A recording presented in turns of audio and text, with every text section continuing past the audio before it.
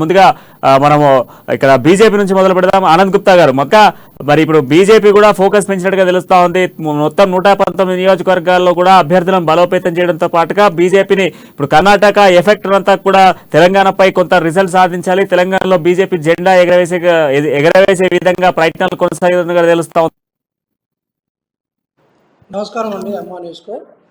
BJP ఈరోజు ప్రయత్నం ఏం లేదండి. బీజేపీ నిరంతరంగా ప్రయత్నం చేస్తూనే ఉండేది. సామాన్య కార్యకర్తలను ఏకాకృతి చేయడము, పార్టీని బలోపేతం చేయడము, పార్టీని నిరంతరంగా ప్రభుత్వాన్ని నడుపుతూ కూడా పార్టీకి మొదటి నుంచి కూడా ఒక శక్తిగా బూత్ స్థాయి నుంచి కూడా మండల స్థాయి నుంచి వాళ్ళకు జిల్లా స్థాయి వరకు కూడా కార్యక్రమాలు నిర్వహిస్తూనే ఉంటుంది. ఈ రోజు కూడా ఇప్పుడు వివిధ మోర్చాలు కూడా మహిళా మోర్చా కానీ, ఓబీసీ కానీ, బీజేవైఎం కానీ, ఎస్సీ మోర్చా కానీ, ఎస్టీ మోర్చా, వివిధ మోర్చాలను కూడా వివిధ వర్గాలను కూడా ఏకీకృతం చేసుకుంటూ పార్టీని ముందుకు తీసుకుపోతుంది. ఈరోజు కర్ణాటక ఎలక్షన్స్తోనే ఈరోజు మొత్తం దేశం మారిపోతుందని ఏదైతే అపోహ నడుస్తున్నదో సోషల్ మీడియా కానీ మిగతా కొంతమంది నాయకులు కొంతమంది వివిధ దాంట్లో అటువంటిది ఎక్కడ కూడా ప్రభావం ఉండదండి. ఈరోజు పంజాబ్ చూస్తే ఉత్తరప్రదేశ్ ఓడిపోతుందా, లేకపోతే ఈరోజు మన దక్షిణ భారతదేశంకి వస్తే కర్ణాటక వంగనే ఈరోజు మన తెలంగాణలో ఓడిపోతుంది అనే పరిస్థితి ఎక్కడ లేదండి. ఈరోజు మనం గ్రహించవలసింది ఒకటి ఏంటంటే స్థానికంగా ఉన్న జేఎస్ పార్టీ ఈరోజు అక్కడ ఇదైపోయింది. అంటే రాబోయే కాలంలో కూడా ఇప్పుడు మన దగ్గర కూడా మరి టీఆర్ఎస్ బీఆర్ఎస్ రెండు, బీఆర్ఎస్ అయితే అనలేమనుకో, టీఆర్ఎస్ ఉంటుందా పోతుందా అనేది ఈరోజు వాళ్ళ ఎలక్షన్ డిక్లేర్ అయిన తర్వాత దాని ప్రభావం అనేది మనకు స్పష్టంగా ముందుకు వస్తుందండి. ఈరోజు ఎందుకైతే ఉద్యమం పేరు మీద ఈరోజు 2 సార్లు కూడా తెలంగాణ ప్రజలు అవకాశం ఇచ్చింది.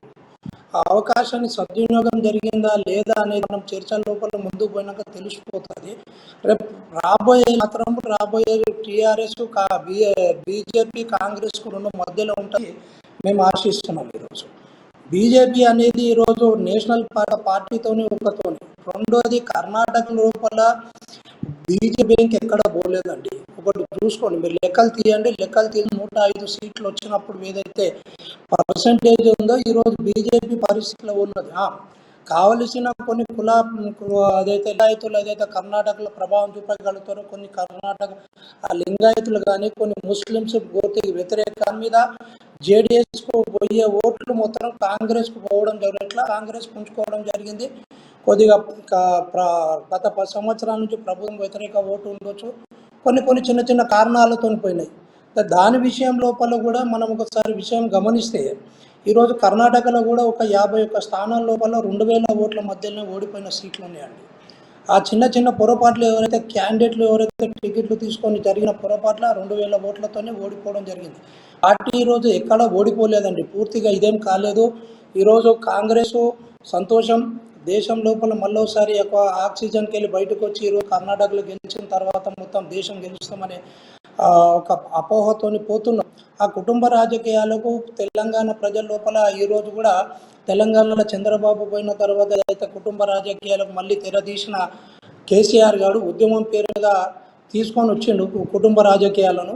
అది త్వరలోనే రాబోయే ఒక 5-6 నెలల లోపల అది కూడా తేటతెల్లం అయిపోతుంది.